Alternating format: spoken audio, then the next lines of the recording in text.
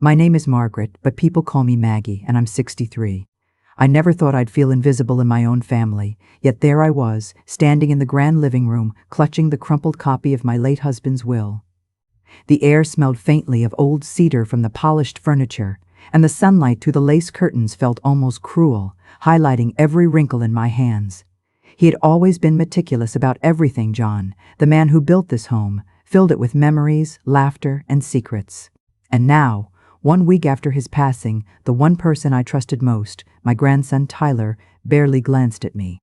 His eyes skimmed over my face as if I were some ghost lingering at the edge of his life.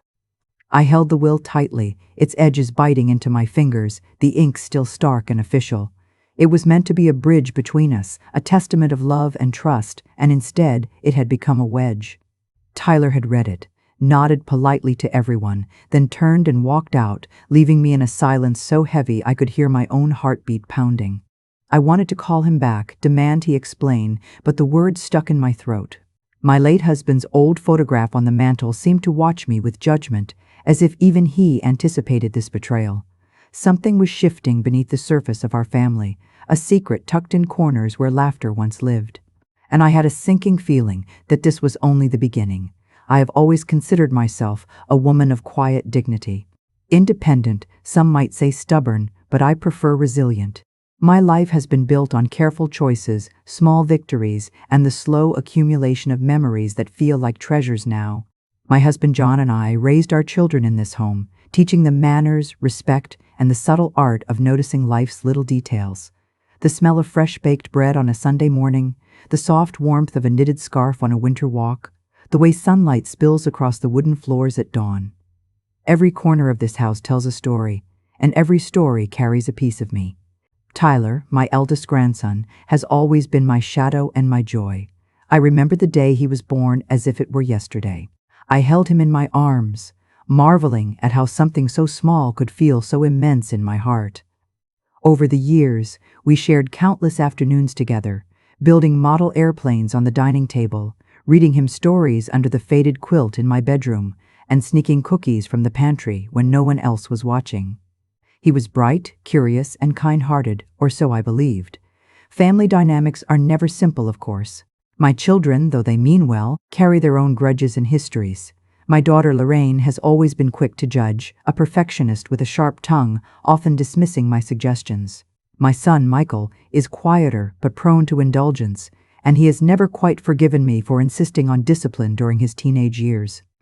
And then there are the cousins, aunts, and uncles, each bringing their own sense of entitlement into gatherings, subtle power plays, whispered comments that sting if you pay attention.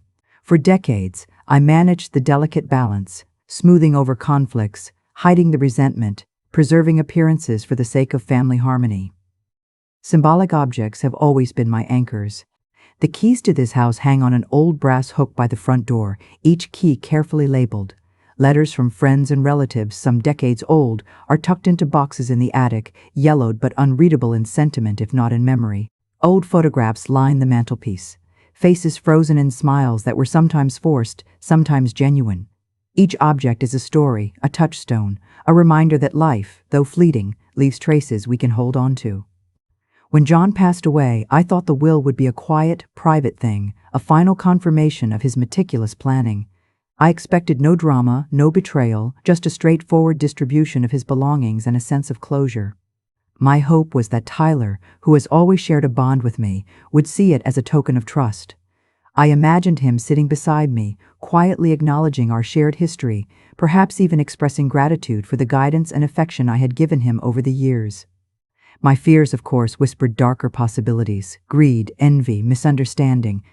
But I pushed them aside, refusing to cloud what I hoped would be a tender moment.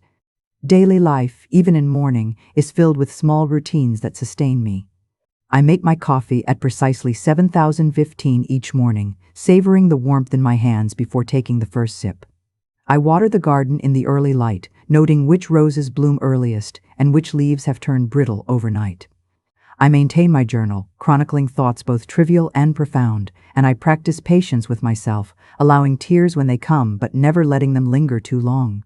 These routines are grounding, reminders that life continues even when grief presses hard against the chest. I remember afternoons when Tyler would help me with the garden. His hands, still small in early adolescence, would dig into the soil beside mine, planting tulips or tomatoes, always asking questions about how things grow, why certain flowers face the sun, and whether plants can feel neglect. I would answer patiently, laughing at his insistence that flowers had personalities, and he would insist I was silly for thinking he could ever take gardening seriously.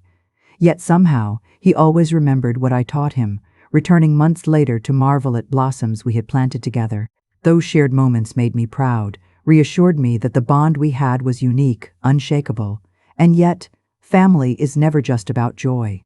There have always been subtle tensions, the quiet undercurrent of expectation that someone must always take more than their share. My daughter Lorraine once accused me of favoring Tyler, a claim I dismissed with polite explanation but which left a faint scar. My son Michael, in his own way, has always tested boundaries, never maliciously but persistently. Cousins argue over property, holiday plans, minor inheritances, leaving me to play mediator, diplomat, and occasionally referee. I learned early that family is a delicate ecosystem where one misstep can ripple into conflict, where a slight word can blossom into years of resentment. I have kept meticulous notes about the house, the contents, the heirlooms, and the sentimental items. I wrote letters to accompany small mementos, hoping the stories behind them would be appreciated. I imagined Tyler reading these, feeling connected to me, to the generations before him. I never imagined that he would disregard everything with a single shrug, that he would pass by my presence as though I were invisible, as though our shared history meant nothing. Even in the midst of grief, I tried to maintain perspective. I reminded myself that children, grandchildren, even the closest ones, have their own struggles, their own flaws, and sometimes their hearts take unexpected turns. Yet there was a knot in my chest that tightened when I thought of the will, the way it represented trust, love, and the careful crafting of a lifetime, the very things Tyler seemed to discard without a second thought. As I walked through the living room, pausing to glance at old photographs, the edges of the frames catching the sunlight, I felt a pang of nostalgia, almost physical, as if the room itself remembered every laugh, every argument, every whispered secret. And I realized that the tension rising in our family, the subtle shift I could feel but not yet name, had been there all along, quietly accumulating beneath the surface. The will had merely pulled it into view, revealing cracks I had ignored for years. I took a deep breath and touched the brass keys hanging by the door. They felt cold against my fingers, but familiar, grounding me. This house, these objects, these memories. They were mine, and they would remain, regardless of Tyler's choices, regardless of the petty resentments that festered among other family members. And yet, a part of me could not shake the uneasy premonition that this was only the beginning, that the challenges ahead would test not just my patience, but my ability to navigate betrayal without losing myself. The morning of the will reading was colder than usual, a gray drizzle seeping through the windows and into the corners of the room. I dressed carefully, choosing a soft lavender blouse that John had always said brought out the warmth in my eyes. I smoothed my skirt, made sure my hair was neat, and clasped my hands together, willing my nerves into calm. Family members began trickling in, each face carrying its own expression, some somber, some impatient, some barely concealing curiosity. The lawyer arrived promptly, carrying a thick, leather-bound folder. He greeted everyone politely, then gestured for us to take our seats. I sank into my chair beside the fireplace, the heat from the embers doing little to ease the tightness in my chest. My eyes fell on Tyler, who had chosen the armchair opposite me. His posture was relaxed, almost too relaxed, and the faint curl of a smirk played at the corner of his mouth. My stomach twisted. The lawyer cleared his throat and began reading. Each word was precise, deliberate, weighted with the authority of someone trained to handle emotions with clinical detachment. When he reached the portions about me, I felt a swell of relief. John had left me the house, certain heirlooms, and personal letters I had treasured for decades. But then he reached Tyler's section. Tyler nodded politely, but the nod felt hollow. No glance, no expression of gratitude, no acknowledgement of the closeness we once shared. He folded his hands over his lap and stared straight ahead, eyes glazed, unreadable. My heart sank. I could feel the humiliation rise in my throat, hot and bitter. The room buzzed softly with whispers, the shuffle of papers, the small coughs of distant relatives, but to me, it was deafening. I noticed subtle things I had overlooked before, Lorraine's eyes flickering with a brief, almost imperceptible satisfaction. Michael's fingers drumming nervously on his knees, the quiet cousin who seemed to lean closer, as if eager for scraps of family drama. There was an undercurrent, a tension I hadn't fully recognized until now. Greed and envy weaving themselves invisibly through the room. Tyler's behavior stung the most. The way he picked at a corner of the envelope in front of him, the small sigh he couldn't quite suppress, the way he glanced at his phone when the lawyer paused, each action screamed disinterest, detachment, and subtle defiance. It wasn't just that he ignored me, it was that he seemed to mock me with every slight movement, consciously or unconsciously. A whispered comment from my cousin reached my ears. Well, he's always had a mind for numbers, not sentiment. A laugh followed, soft, controlled, but I heard it anyway. My pulse quickened. Was this family complicity, or simply perception? I could feel the beginning of a pattern forming, threads of manipulation I hadn't anticipated. My mind reeled, grasping for explanations. Had Tyler really changed so much in the past months? Or had I simply been blind to his ambition, his desire for something more tangible than love or connection? The room blurred around me as I realized that what I thought was a simple reading had become a subtle battlefield, each gesture a calculated move in a game I had never intended to play. I gripped the edge of my chair, pressing my nails into the wood as if anchoring myself against the tide of shock and betrayal. I could feel my pulse in my temples, hot and insistent, while the lawyer droned on, unaware of the emotional tremors his words had unleashed. And through it all, Tyler remained composed, or pretending to be, his detachment like a blade cutting between us, separating the warmth of our shared history from the coldness of the present. Even as the reading concluded and the papers were gathered, the tension lingered. Tyler left the room first, a deliberate motion that spoke louder than any words. He didn't look at me, didn't say a thing, and the sound of the door closing behind him echoed in my chest. My hand shook slightly as I picked up the will, tracing the embossed letters, trying to anchor myself. I sensed, deep down, that this was more than mere disregard. Something hidden, something deliberate was at play. A whisper of strategy, a flicker of manipulation. I couldn't yet name it, but it had been planted, like a seed waiting to grow.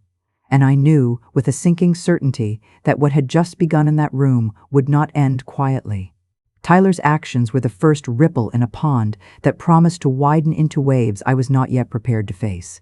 The days after the will reading passed in a strange blur. I found myself watching Tyler more closely than ever, noting the small details I had never thought to notice before. The way he lingered in the hallway just long enough to avoid eye contact, the subtle shake of his head when I mentioned a memory we had shared, the polite but empty nods when I asked about his day, all of it began to accumulate into a pattern I could no longer ignore. I tried to reach out in quiet ways at first. I sent him a text asking if he wanted to help me sort through some old photographs from John's study. I imagined us laughing at the awkward hairstyles and questionable fashion choices of his parents in their youth. His reply was brief, almost clipped, "Maybe later, Grandma." Later never came. The word felt like a wall built carefully between us, and I felt a prick of shame, as if I had somehow failed him, though I could not see where. I began to notice how he avoided the symbolic objects that once connected us. The brass keys I had always handed to him when he visited, letting him explore rooms I rarely entered, were now ignored. When I casually offered him a letter I had found tucked inside an old book, he made a shrug and walked away. Even the small gifts John had left for him, an old pocket watch, a leather-bound journal, were met with polite dismissal. It was as if every tangible link to our shared history was suddenly meaningless to him, a rejection that cut deeper than words ever could. Family interactions became a minefield. Lorraine's tone, once mildly sarcastic, grew sharper whenever she sensed Tyler's indifference. Michael, usually silent, began offering advice with a tone that was more critical than supportive, as though testing me, gauging my reaction to each subtle slight. I started to understand that Tyler's behavior did not exist in a vacuum. It was part of a larger pattern of envy and subtle manipulation, threads woven carefully into our family tapestry. One afternoon, I attempted a gentle confrontation. I asked him if he would join me in the garden, as we had done so many times when he was younger. "Tyler, the tulips are blooming, and I thought you might enjoy seeing them," I said, trying to keep my voice light, steady. He looked at me, expression neutral, and muttered, "I'm busy, Grandma." His eyes flicked briefly to his phone, then back to the horizon as though I were a distraction he could not afford. The rejection was polite but deliberate, leaving me unsettled. Small gestures hinted at motives I couldn't yet fully name. I noticed the way he lingered near the study where I kept John's personal letters but never touched the files. He would glance at them, fingers hovering over the papers, then withdraw. One evening, I overheard him on a phone call, his voice low and careful. "Yeah, I saw what she left, doesn't matter yet." The words made my stomach knot. There was strategy here, a subtle orchestration that I could feel but not yet see clearly. The house itself seemed to mirror the tension. I walked through the rooms, noting how the air felt heavier, as though the walls themselves were holding their breath. The old photographs on the mantel, which had once felt like comforting witnesses, now seemed to watch, silent observers to a betrayal unfolding. The brass keys jangled in my hand when I passed the hook by the door, their familiar weight grounding me against the storm of suspicion I felt building inside. I began keeping notes, writing down the time of each interaction, his words, his gestures, the way he avoided certain spaces or objects. I cataloged the dismissive comments, the subtle manipulations, the half-hearted apologies that never reached sincerity. It was a painstaking process, and each entry deepened my sense that Tyler's behavior was deliberate, a careful testing of boundaries, a quiet assertion of control. There were moments when I doubted myself, wondering if I was imagining slights that were not intended. But the consistency of his actions, the patterns that emerged like ripples across calm water, convinced me otherwise. He was acting with purpose. Each refusal, each shrug, each cold glance felt like a message I was meant to decipher. Then came the small, mysterious hints that hinted at something larger. A letter left slightly askew on the desk, addressed in handwriting I did not recognize.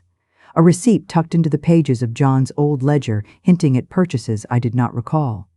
A fleeting comment from a cousin, made in passing, that suggested Tyler had spoken to someone about the inheritance in ways I could not yet understand. These were tiny threads, almost invisible, but they wove together into a tapestry I could not ignore. I felt my own emotions oscillate between hurt, anger, and cautious curiosity. There was still love for my grandson, a stubborn remnant of our shared history, but it was now mingled with suspicion. I realized that the bond I had once taken for granted was fragile, threatened not just by Tyler's actions, but by the hidden currents of entitlement, envy, and perhaps even greed running through our family. And yet, in the midst of this growing tension, I noticed something subtle that gave me a sliver of hope. A fleeting hesitation in Tyler's step, a brief glance toward the photograph of John on the mantel, a shadow of the boy who had once laughed at my jokes and helped me plant tulips. It was faint, almost imperceptible, but it hinted that beneath the detachment, beneath the carefully constructed coldness, a trace of our connection remained. I did not yet understand the depth of his plans, nor did I know the full scope of what had driven him to this distance. But the pattern was becoming clear, the motives slowly revealing themselves, and I knew one thing with certainty.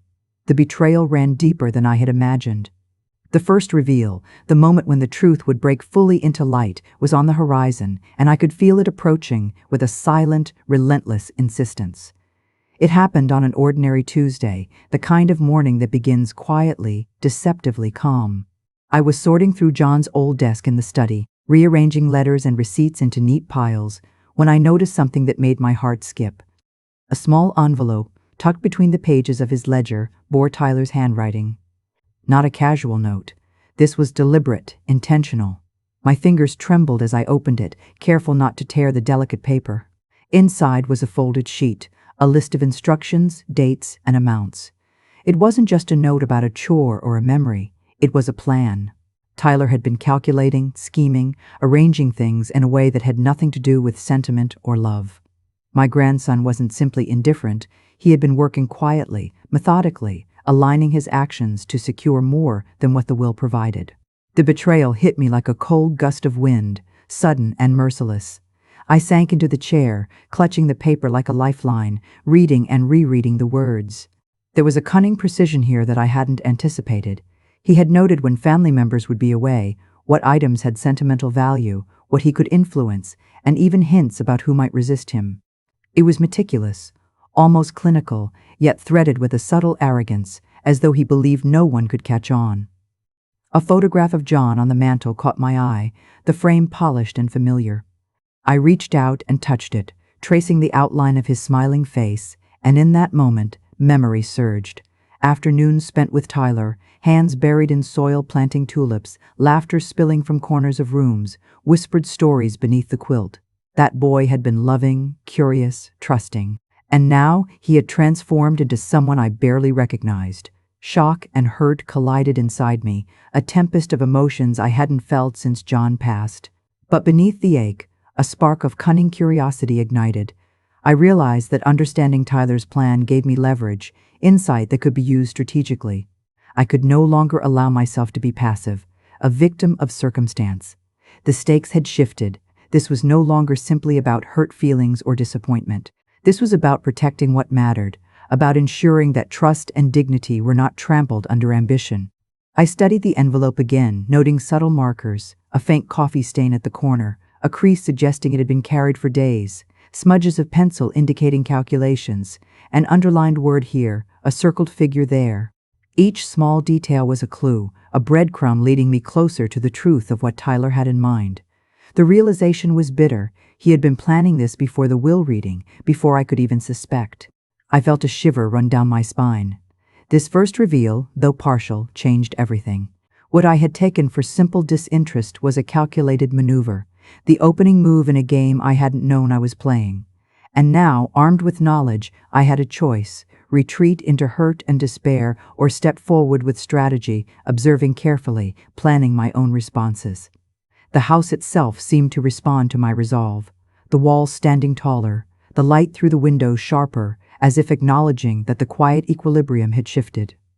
I began to see foreshadowing I had missed before: Tyler's pauses in conversation, the slight hesitation when offered sentimental objects, the subtle glances at certain family members. All of it aligned with the plan I now held evidence of. The pieces fit together with a clarity that made my chest tighten.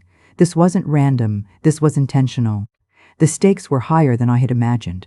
For the first time since the will reading, I felt a sense of control. Not triumph, not satisfaction. Those were premature, but clarity.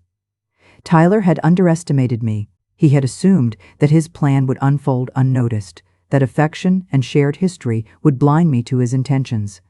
But the envelope had shattered that illusion. I would watch. I would wait. I would understand the full scope of his actions before making any move. And as I folded the letter carefully and tucked it back into the ledger, I realized that the main confrontation was still ahead.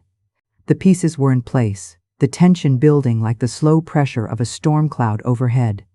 Tyler's ambition, his cunning, his carefully constructed distance, all of it pointed toward a climax that would demand every ounce of my patience, intelligence, and resolve. I was no longer a bystander in my own home. I was a participant, quietly strategizing, preparing to reclaim what mattered most. The first reveal had come, and with it, the knowledge that I had to act with care, subtlety, and purpose. This was no longer about disappointment or hurt. It was about justice, dignity, and ensuring that the bonds of family were tested, but not broken. And in that moment, I understood that the true story of Tyler, and of myself, was only just beginning to unfold. The following week was a delicate dance of glances, gestures, and carefully measured words. Every encounter with Tyler felt like stepping across a tightrope strung over a chasm I couldn't see. At first, I tried subtle engagement, small attempts to reconnect, mentioning a new batch of cookies I had baked, asking if he wanted to help me plant early spring bulbs, offering him a cup of tea when he stopped by. Each gesture was met with polite indifference or an almost imperceptible shrug, as if I were an obstacle to his carefully charted course. It was Lorraine who first broke the fragile silence. She arrived unexpectedly one afternoon, leaning against the doorway with her arms crossed, lips pressed into a tight line. "I see Tyler's been busy," she said, voice low but sharp. "Planning, calculating, always so clever."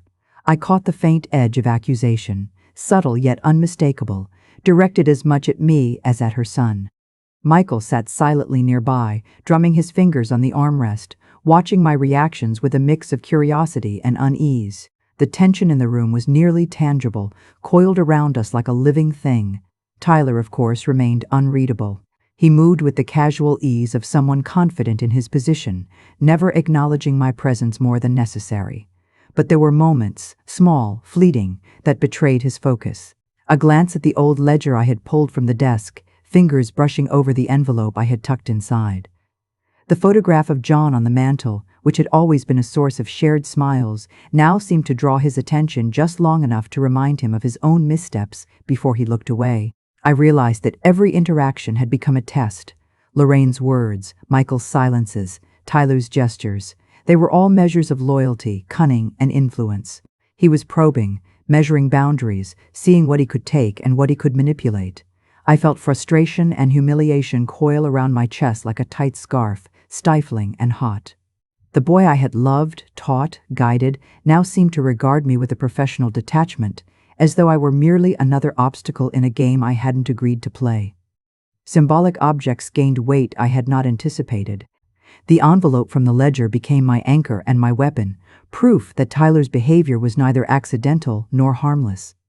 The photograph of John was no longer simply a memory. It was a witness, a silent partner in my observations, reminding me of trust and legacy.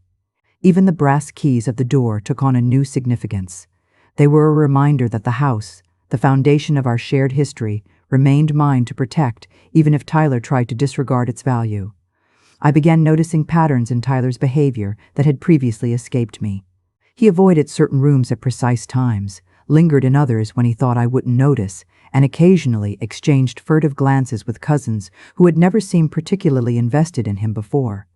Every move was calculated, yet beneath the precision there were traces of the boy I had once known.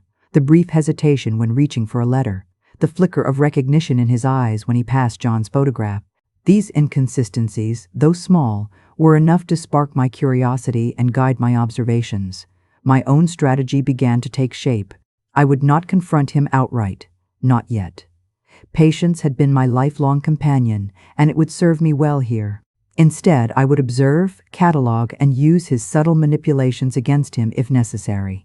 Every passive-aggressive comment, every delayed response, every shrug of indifference became a clue, a piece of a larger puzzle I was determined to solve.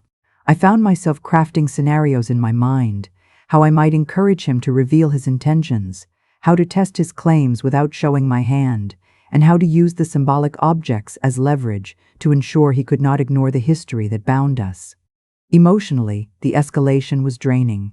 Some nights, I sat alone in the study, staring at the old ledger, tracing the folds of the envelope, and feeling the weight of betrayal pressing down. I questioned my judgment, my ability to read my grandson, and even my own instincts. But beneath the exhaustion, a steely resolve began to form. I would not be sidelined, ignored, or manipulated. My love for Tyler did not blind me to his intentions. Instead, it sharpened my awareness, fueling a quiet determination to protect what mattered most. There were small victories that bolstered my confidence. A subtle slip of the tongue from Lorraine hinted that she was aware of Tyler's calculations. Michael, in his quiet way, began to reveal his own suspicions through gestures and careful questions. And Tyler, despite his careful planning, left traces behind. An overlooked receipt, a misfiled note, a brief hesitation before closing the ledger, that confirmed he was human, fallible, and, for now, unaware that I was beginning to understand the scope of his scheme. By the end of the week, I could sense a shift in the air. The tension had thickened, the stakes had risen, and every family interaction was now a battleground of subtle power, hidden motives, and tested loyalties. I felt the full weight of the challenge ahead, yet also a renewed sense of resilience. I was vulnerable, yes, hurt by Tyler's calculated indifference, frustrated by the subtle undermining of my authority, but I was not powerless. The envelope, the photograph, the keys, all of it reminded me that history, memory, and legacy were on my side, and that the game had only just begun. And so I waited, watching, cataloging, preparing. The confrontation that would come was inevitable, and I knew it would demand every ounce of patience, strategy, and courage I could muster. Tyler's ambition had escalated the conflict, but it had also illuminated the path I would take, carefully measured, deliberate, and resolute. I was no longer merely observing. I was shaping the future, guiding the unfolding story with the quiet power of knowledge and a resolve that would not be shaken by indifference or betrayal. The day I decided to confront Tyler, The house seemed to hold its breath. I had spent hours planning, arranging, and preparing, but the tension in the air felt almost tangible. I chose the study as the setting. It was our shared sanctuary once, the place where I had taught him patience, focus, and care. Now, it would serve as the arena for the truth to emerge. I placed the photograph of John on the desk, upright and framed, and slid the envelope from the ledger alongside it. Each object was deliberate, symbolic, a reminder of trust, history, and consequence. Tyler entered without knocking, as though the house were his to command. He froze briefly at the sight of the photograph and envelope. I noted the flicker of hesitation in his eyes, the subtle tightening of his jaw, and I knew my instincts had been right. He was caught, if only partially, in the gravity of what I had discovered. "Tyler," I said, voice steady, calm but firm, "we need to talk." He shifted, leaning against the doorway, arms crossed, attempting the casual demeanor that had become his armor. "About what?" he asked, though his eyes betrayed him. I gestured toward the envelope. "About this. About the plan you left here, the notes you made, the strategies you plotted while pretending to ignore me. I know, Tyler. I've seen enough to understand that this wasn't accidental." His face paled just enough to confirm my suspicions. For a moment, he said nothing. The silence stretched, heavy, almost unbearable. Then he laughed, a short, uneasy sound that lacked its usual confidence. "You really looked at that?" he asked, almost incredulous. "Yes," I said. "I looked. I read. I remembered. And now, I think it's time you understand the consequences of treating trust and family so carelessly." He took a cautious step forward, his defensive posture slightly relaxing, but the tension between us was raw and electric. "Grandma, it's not what you think," he began, his voice uneven. I held up a hand, stopping him mid-sentence. "No, Tyler, it is exactly what I think. And now you need to face it." I pulled the envelope toward me and laid the contents on the desk, the notes and figures exposed between us. "You planned, calculated, ignored the bonds we shared, all in pursuit of gain. You thought love and history would blind me. You underestimated me."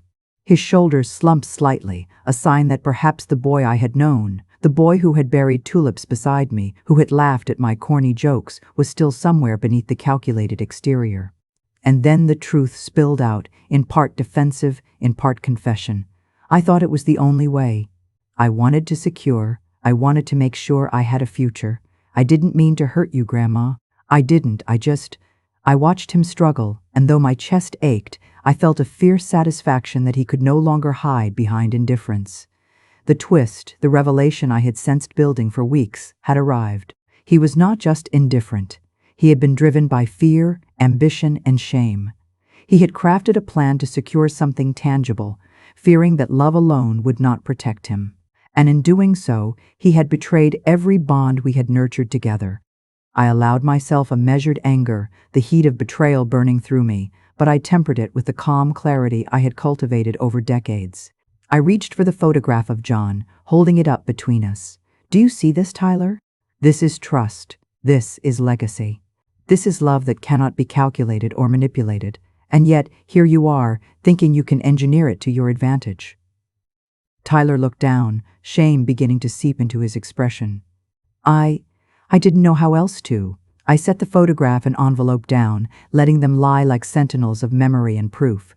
"You will learn, Tyler, that actions have consequences. The house, these letters, these memories, they are not tools for ambition. They are reminders of responsibility, of connection. And while I forgive you for your fear, I cannot ignore the choices you made." The release of emotion came in waves. I felt anger, sharp and burning, disappointment, heavy and bruising, but also satisfaction, a sense of justice unfolding in the quiet, deliberate way I had envisioned. Tyler's posture shifted, the weight of acknowledgement pressing down, and I realized that the confrontation itself, the laying bare of truth, was the first step toward restoration. I could see the public and private implications now.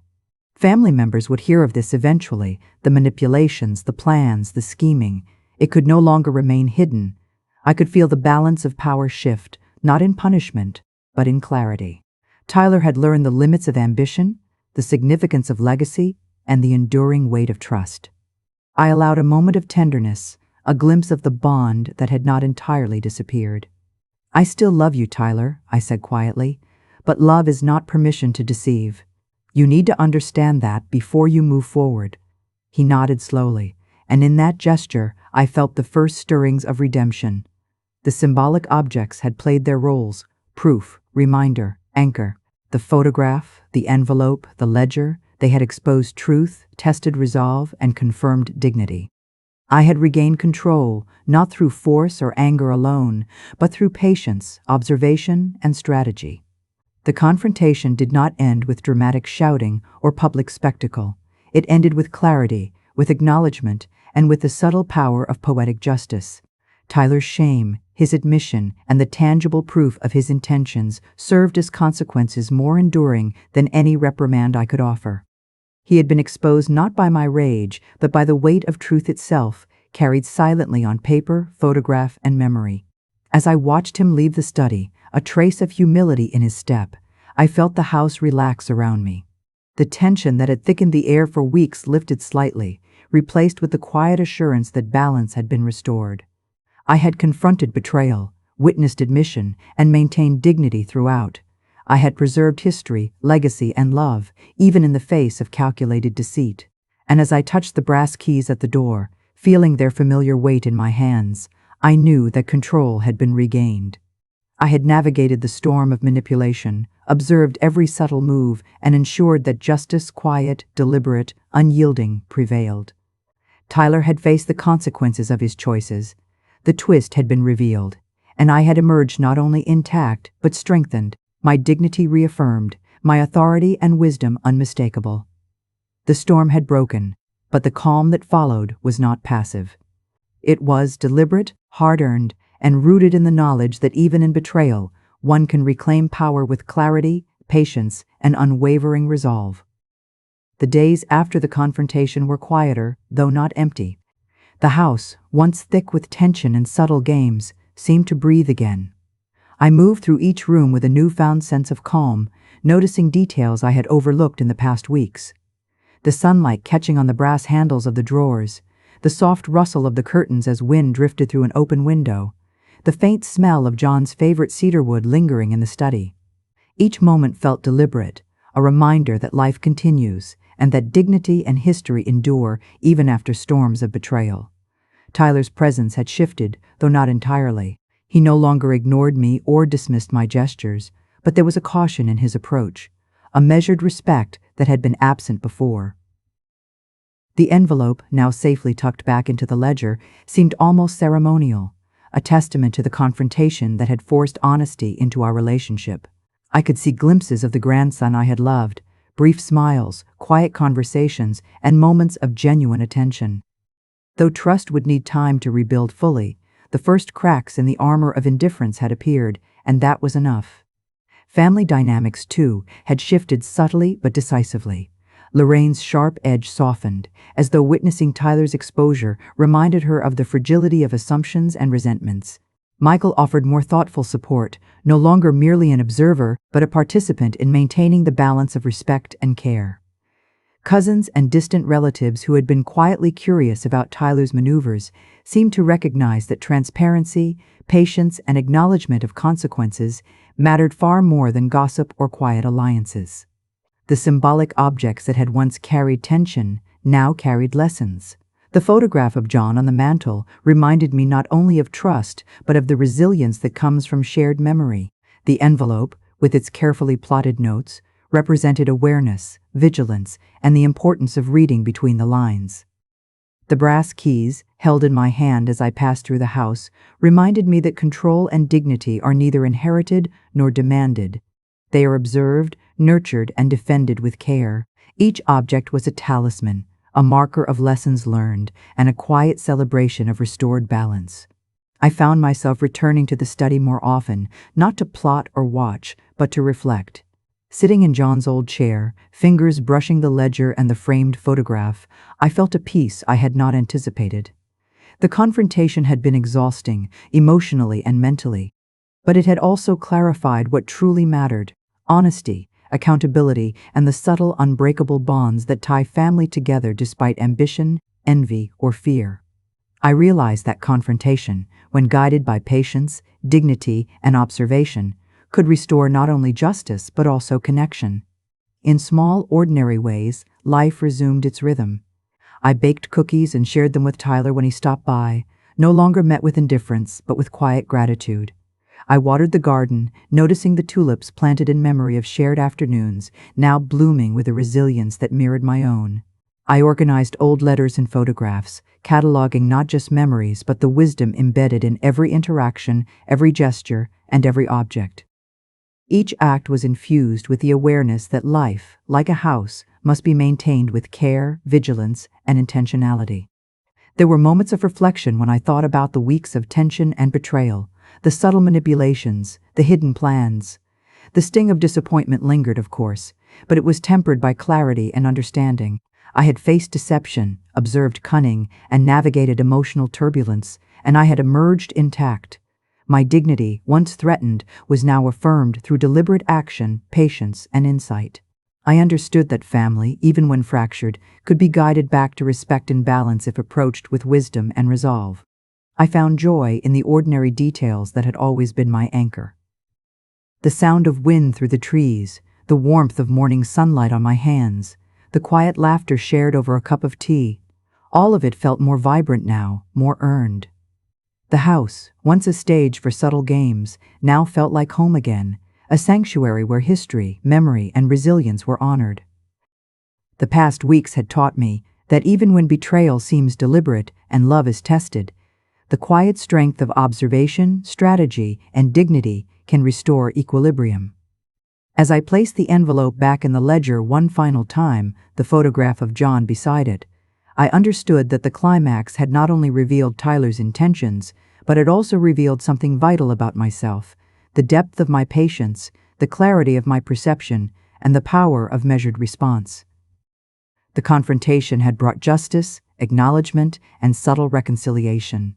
The tension had lifted, replaced with a quiet, deliberate harmony, and I felt a profound sense of peace. In this restored calm, I realized that the house, the objects, and even the lingering presence of betrayal had served a purpose. They had taught me vigilance, resilience, and the value of quiet strength. They had reminded me that dignity is not given, it is maintained, earned, and, when necessary, defended. And as I walked through the rooms, observing the sunlight, the photographs, and the brass keys, I felt gratitude for memory, for clarity, and for the lessons that life and family, even in their most challenging moments, insist upon teaching. Looking back, I realized that family is never simple, and love is never guaranteed to protect you from betrayal. What I learned through these weeks, through disappointment, subtle manipulation, and confrontation, is that dignity is not something handed down. It is observed, maintained, and, when necessary, defended. Trust is precious, but it is also fragile, and even the closest bonds must be nurtured with patience, awareness, and courage. I have discovered that facing deception requires not anger alone, but careful observation, strategy, and clarity of purpose. It is not weakness to wait, it is wisdom. It is not cruelty to hold someone accountable, it is love, tempered with discernment. Tyler's actions taught me that even the ones we care for most can falter, make mistakes, or act from fear and ambition rather than consideration. And yet, confrontation, thoughtful, deliberate, dignified, can restore balance, reveal truth, and even mend what seemed irreparably broken. To anyone watching, I offer this: observe carefully, trust wisely, and never underestimate the power of patience. Learn to read the small gestures, the subtle cues, and the objects that carry memory. They tell stories more honest than words often do. Have you ever faced a moment when someone you loved betrayed you, or when you had to confront hard truths with dignity? Think about it. Reflect on how patience and clarity shaped your choices. Family, respect, and legacy are not inherited. They are earned, protected, and remembered. And in that quiet space where truth meets action, you will find the strength, dignity, and peace that cannot be taken away.